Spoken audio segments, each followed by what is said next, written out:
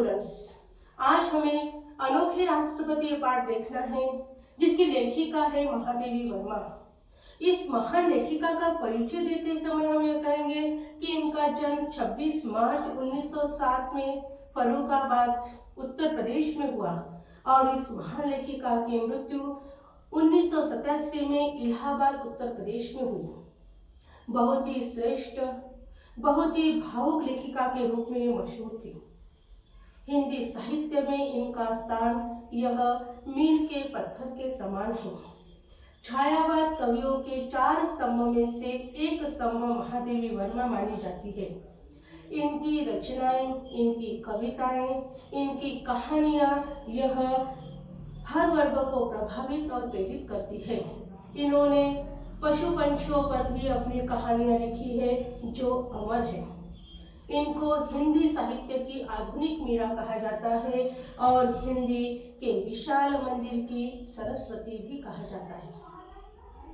निहार, रश्मि, सांध्य गीत, अतीत के चलचित्र आदि इनकी रचनाएं हैं।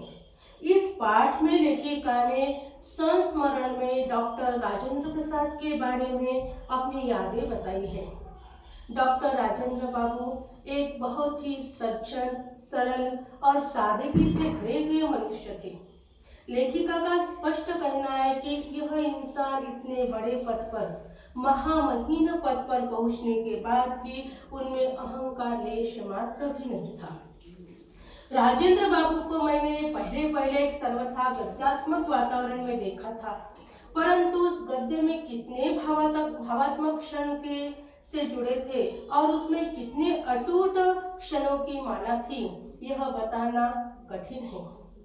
मैं बीए में प्रयाग में पढ़ रही थी और शीताकाश में मैं भागलपुर जा रही थी। पटना में भाई से मिलने का वादा था, इसीलिए लेखिका स्टेशन पर कुछ घंटों की प्रतीक्षा अपने भाई की कर रही थी। स्टेशन के एक और 3 पैरों वाले बेंच पर देहाती वेशभूषा में कुछ नागरिक से घिरे एक सज्जन विराजमान थे।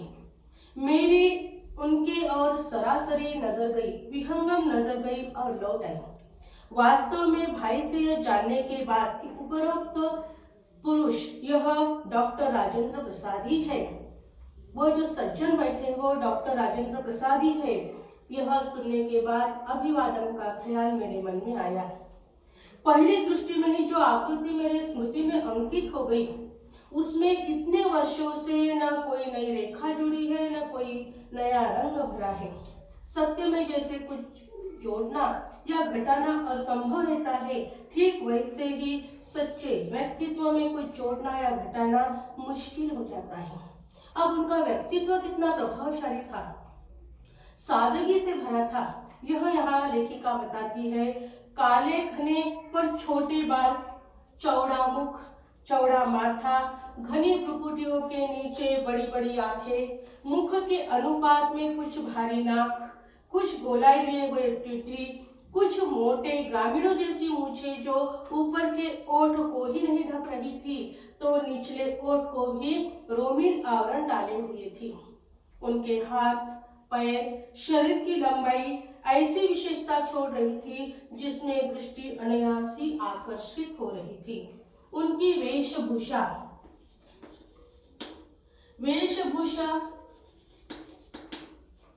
पहनावा, उनका पहनावा ग्रामीणों की तरह था जो दृष्टि को और भी उलझा रहा था। खादी की मोटी धोती ऐसा फेटा देकर बांधी गई थी कि एक और दाहिने पैर के घुटने को छू रही थी और दूसरी ओर बाएं पैर की पिंडली को।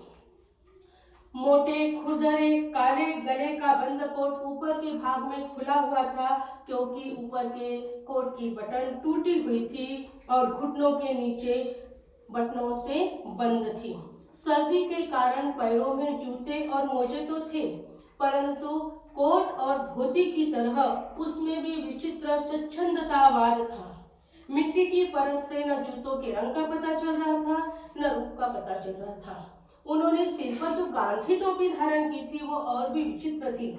उसकी जो नुकीला हिस्सा था वो बाएं आंख पर चला आया था, बाएं भौं पर खिसक आया था और जो पट्टी का हिस्सा था वो माथे पर पट्टी की तरह लिपटा हुआ था। देखने वाले को ऐसा लगता था जैसे किसी हड़बड़ी में चलते चलते कपड़े पहने हुए हो। अतः जहाँ जिस स्थिति में जो अटक गया है वह उसी स्थिति में लटका रह गया। उनकी मुखाकृति को देखकर, उनके चेहरे को देखकर ऐसा अनुभव होता था मानो उन्हें कहीं पहले देखा है। अनेक व्यक्तियों ने भी उन्हें प्रथम बार देखने पे ऐसा ही अनुभव किया। बहुत सोचने के उपरांत उस प्रकार की अनुभूति का कारण मेरे समझ में आ गया। इस पैराग्राफ में लेखिका यह बताती है कि उनका जो रहन सहन था वो ग्रामीणों जैसा था, सादगी से भरा था। वो एक सच्चे देशभक्त थे और रात दिन सिर्फ देश की और देश के लोगों की वो परवाह करते थे। उनका पोशाक की तरफ ध्यान ज्यादा नहीं था। देश की तरक्की कैसे हो, लोगों की समस्याएं कैसे सुलझे, इस बात पे वो अपना ध्यान ज्यादा केंद्रित करते थे और अहंकार से दूर ऐसा ये व्यक्तित्व था। और इसीलिए लेखिका ने उन्हें कहा है वे अनोखे राष्ट्रपति थे। अब यह भाग हम अगले पीरियड में देखते हैं। Thanks for watching.